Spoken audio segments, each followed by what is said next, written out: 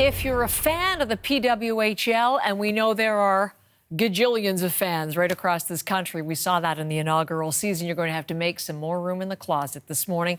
The league has just announced team names and logos for the original six. That means new jerseys and merch. I'll tell you when it's all coming out. But here's the big reveal. We were talking about this with Chris a moment ago. Here's all six. Boston Fleet, Minnesota Frost, Montreal Victoire, New York Sirens, Ottawa Charge, and Toronto Sceptres.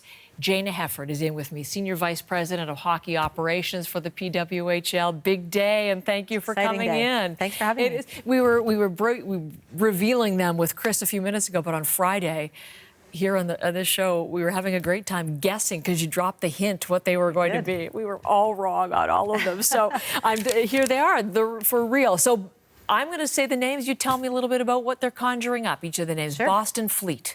So the Fleet is obviously the maritime heritage in Boston, collective spirit that the city of Boston represents. Okay. Minnesota Frost, last year's champs, like that. State of hockey. They love ice. They love hockey. That's an easy one, I think. That's Chris Murphy, our meteorologist. That's his fave. He's pulling already for Minnesota again. Montreal, La Victoire. The competitive spirit of Montreal, the history of success in sports, that led us to Victoire. Okay. New York Sirens. The Sirens represent the noise, the city, the energy, the people of New York. And Ottawa Charge. I had thought maybe Reds on this one. I was way off on all of them, as I said. Ottawa Charge. So Ottawa, our capital city, their motto is advance. So Charge is really about that energy that their fans bring every game. Move it forward, progress, all of that. And finally, I was way off. I went Elizabethans based on that. It was Queen Elizabeth I that was way off. Toronto Sceptres. Well, I guess not bad. Sceptres, it's powerful, it's strong, it's about our regal history, our commanding presence, and that's what our players bring to the ice every game. How were they chosen, Jana?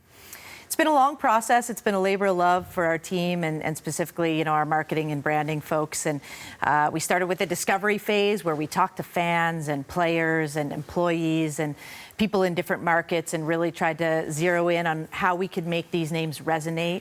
We wanted them to be bold, strong, confident, resonate with the dynamic style of play of the PWHL and the spirit of our league. Okay, so I need to ask you, because there was a big frou-frou when it seemed like the names were from the U.S. trademark database, and there were six names, and you'll be well aware, the fan reaction was not good. They didn't like them. Toronto Torch, Montreal Echo, Boston Wicked, those were just some that came up in these documents.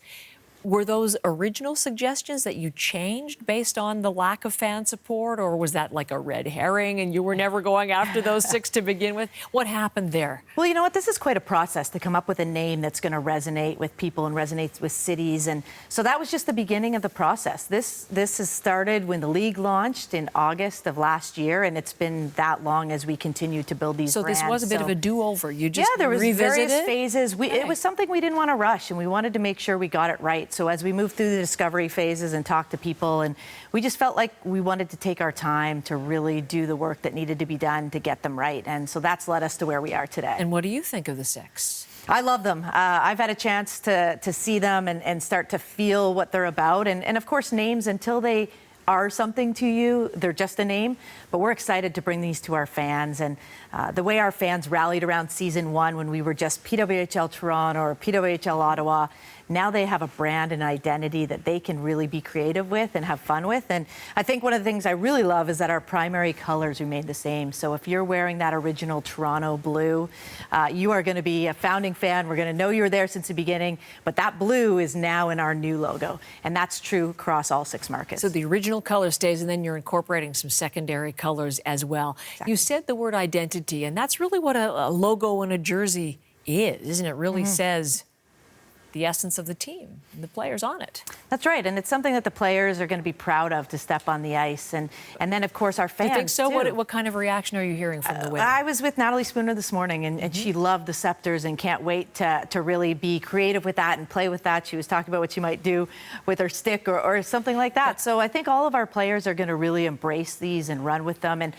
our fans are the most creative of anyone, so they're going to come to the arenas and they're going to make sure that that becomes who we are and who we represent. represent, and we just can't wait for that to happen. Number one, Natalie Spooner's being back on the ice is good news after the injury at the end of last season, because she was the league's big scorer. So people will be looking forward to seeing her play again. When you say the fans, if they want to add to the jersey wardrobe, when is the merch available?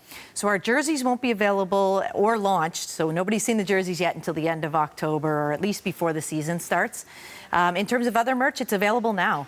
We launched with the names, so hopefully everyone can go to the website and find their favorite logo, their favorite team, and start to represent the new brand. Start the collection. I have some other questions, because now we're into September. We're thinking about winter sports. When does season 2 begin?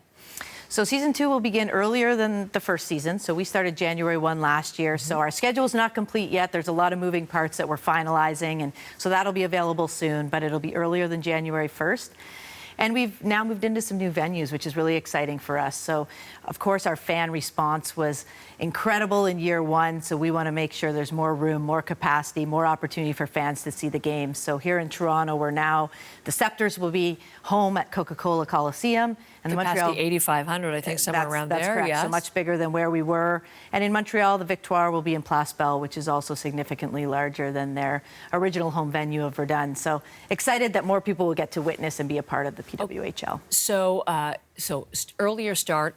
Not 24 games, you're up to 30 for each of the teams, and in these bigger venues in some markets. And what about ticket sales? When do they start, or are they already underway for fans? So right now, renewals of season ticket holders are underway, and very shortly in the next coming days and weeks, it'll be open to the public. But the process has started, and we're excited and can't wait to grow our fan base in each of our markets. Okay, it's a big milestone today. Thanks for coming in, Jana, and telling us more about it. And we'll be there to cover when the puck drops on season 2 for sure. Thank you. Thanks for the support.